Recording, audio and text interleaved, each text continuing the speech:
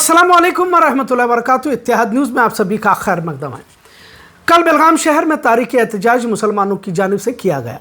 हजारों की तादाद में लोग सड़कों पर आए और संती बस्तवाड़ में कुरान मजीद की बेहुरमती करने वालों को अब तक हिरासत में नहीं लिया गया, इस पर नाराजगी का इजहार किया गया।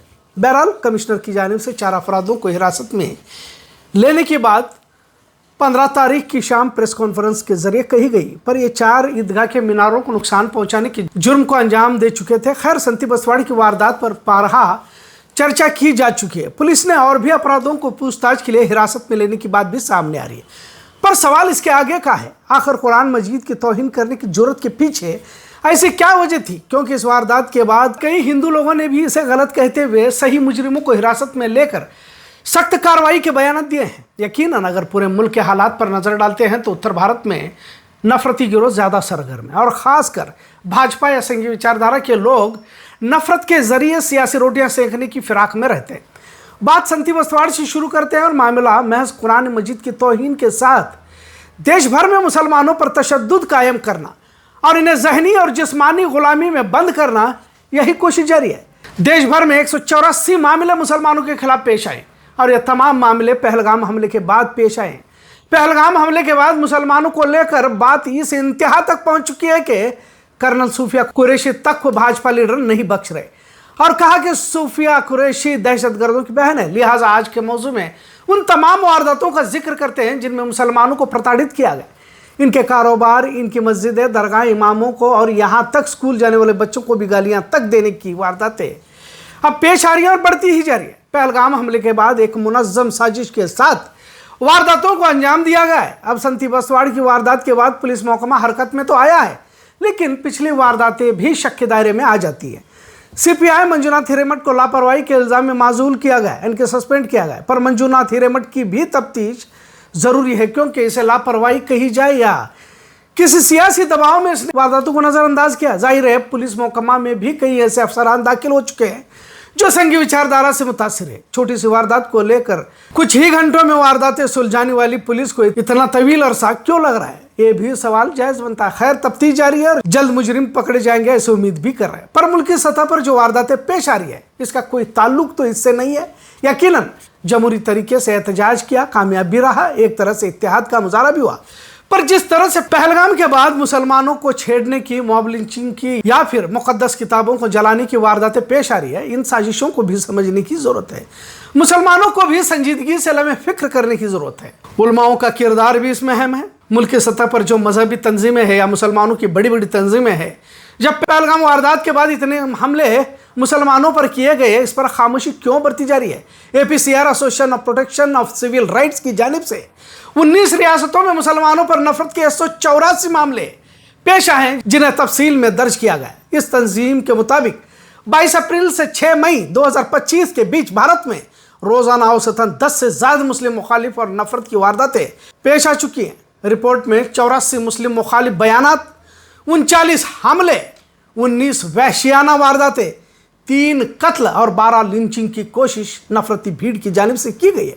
मुतासरीन में खवातीन, मासूम बच्चे और बुजुर्ग शामिल हैं, जिनमें 50 से ज्यादा हमले, दर्जनों जबरन बेदखली, तिजारती बाइकॉट और तलबाओं, छोटे ताजीर जो सड़कों पर ठेला लगाते हैं, इन्हें हिरासा किया गया। ये तमाम मामले इसमें शामिल है। बड़े पैमाने पर पुलिस की लापरवाही और हिंदुत्व फिरका परस्तों से इनकी मिली भगत और सियासी लीडरों की जानिब से भड़काऊ बयानात मुसलमानों को लेकर नस्लकशी के खुलेआम बयानात के मद्देनजर, जिसकी वजह से मामले और भी बढ़ते जा रहे। APCR ने यह भी इशारा जारी किया है कि पहलगाम के बाद हुए नफरत और जुर्म कोई अलग थलग वारदातें नहीं है, बल्कि मुसलमानों के खिलाफ मुल्की सतह पर वसी दुश्मनी की लहर का हिस्सा है।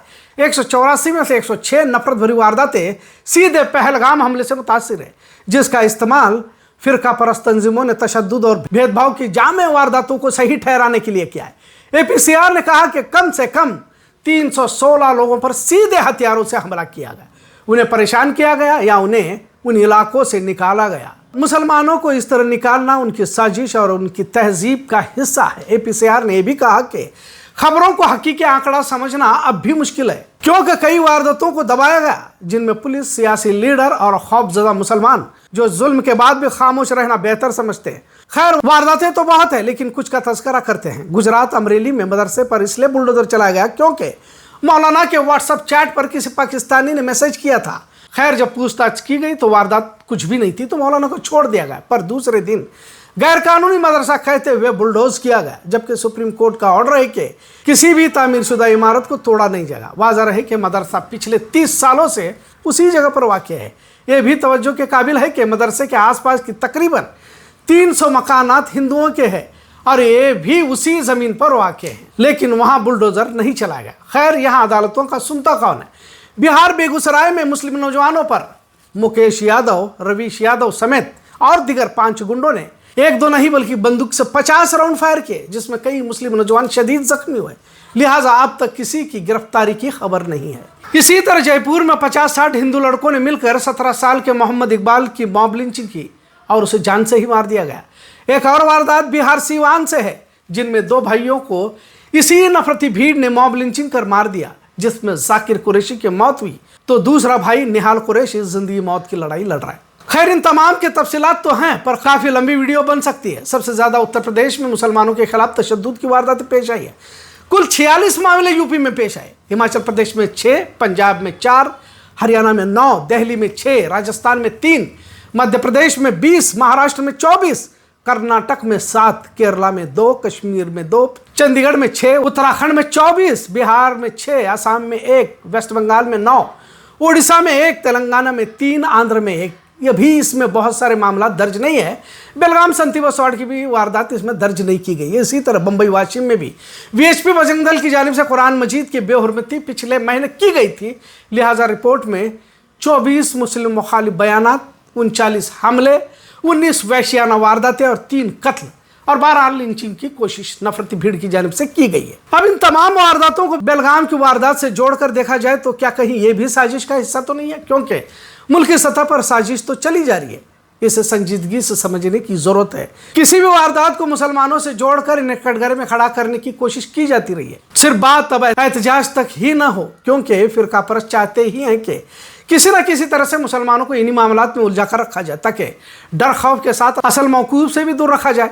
अब जो भी अपने आप को जिम्मेदार समझते हैं, जिम्मेदार उलमा इकराम, सियासी लीडरान, कमेटी के जिम्मेदारान, तंजीम, इदारे मुत्तहिद होकर तबादले ख्याल करें और आने वाली नस्लों को कैसे महफूज कर सकते हैं, इस पर लम्हे फिक्र करें। महज एहतजाज तक ही मामले न रहे और नौजवानों में जज्बा तो है, लेकिन रहबरी की ज़रूरत है। मुल्क की सतह पर किस तरह निशाना बनाया जा रहा है, इसकी कुछ मिसाल और तफसीलात APCR की जानिब से पेश किया जा चुका है। हुकूमतें कितना हमारे साथ होंगी या हमारा साथ देंगी, या अदालतों में किस हद तक फैसले मुसलमानों के हक में रहेंगे, इसे भी महसूस किया जा रहा है। पहलगाम हमले के बाद मुसलमानों को इंतहा की हद तक निशाना बनाना या हिरासा करना मामूली न समझे। मुल्क का संविधान आज भी जिंदा है और मिल्लत में इत्तेहाद भी जरूरी है। बढ़ती वारदातें सोचने पर मजबूर जरूर कर देती है। मिल्लत कितना बेदार होती है और क्या मंसूबा बनाती है और कितना संजीदा है, ये तो आने वाला वक्त ही बता देगा। इतना जरूर। आज का मौजू कैसा लगा, इस पर जरूर कमेंट करें। इत्तेहाद न्यूज़ देखने के लिए शुक्रिया। अल्लाह हाफिज़।